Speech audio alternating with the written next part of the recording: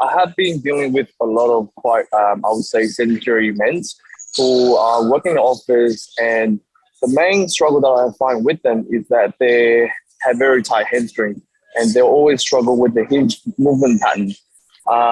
So the way that I like to go about it is, rather than getting them to try do an RDL or a deadlift straight away on a barbell, I'll just get them to do on a trap bar deadlift first, because that obviously is a bit more easier for them to perform that exercise correctly.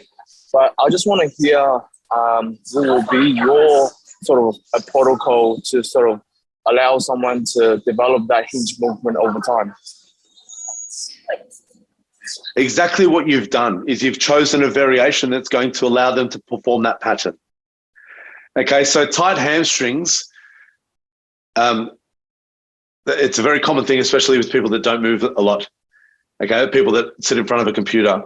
Okay, and therefore that individual will come to exercises like a deadlift from the ground or a squat all the way down, and they're going to get a lot of posterior tilt of their pelvis. Their lumbar spines are going to round, and they're going to be the ones that complain to you that their lower backs are sore. And what's the most common solution? People say tight hamstrings. What do we do with the tight muscle? Real simple, we stretch it. Well, this isn't my approach, actually.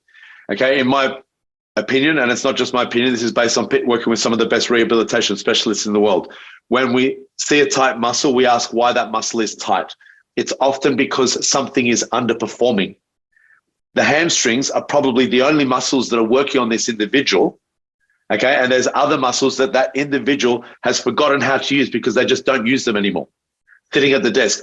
The most common muscles, and this is probably going to get a lot of backlash because a lot of people say there's no such thing as a glute amnesia. I'm not saying anything on those terms, but I know, I bet you if you saw this guy's butt, it'd probably be underdeveloped glutes as well. Okay, so what we need to consider is all of the muscles that are involved in this movement pattern.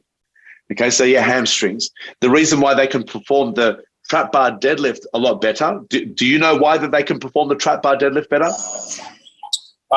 So it limits the amount of hinge movement pattern that they're going to do, and also they can involve their quads more on the action movement as well. So you're correct, but indirectly. It's because they're bending their knees more that they don't require as much of a hamstring stretch.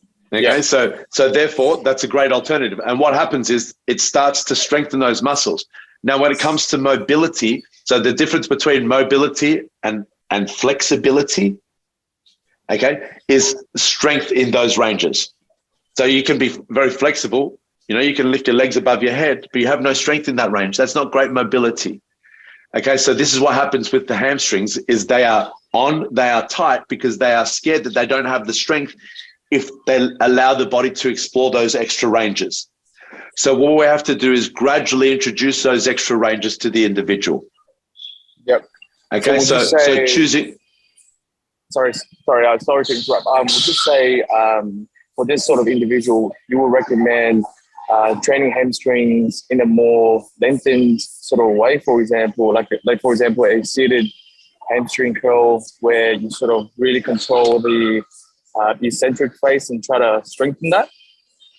Look, it's a great exercise, but it's still not going to fix the problem because they need that mobility in the hip extension exercise. Okay, so the reason why the hamstrings are tight, okay, with hip extension is because there's lack of strength in that position. Okay, so what happens is, so what I would be more inclined to do is teach the hinge pattern to the range of motion that's available to the individual before their lumbar spine rounds. Okay. So it won't be very deep. So you could set up blocks and just have the individual just go to, a light touch and go to, a reduced range of motion, and then increase the range of motion from week to week. Yeah. So like something similar like I would even say from phase to phase. Don't change the range of motion each week. I'd go like an RDL to whatever height, 100 kilos, 105 kilos, 110 kilos, and then repeat that at a longer range of motion.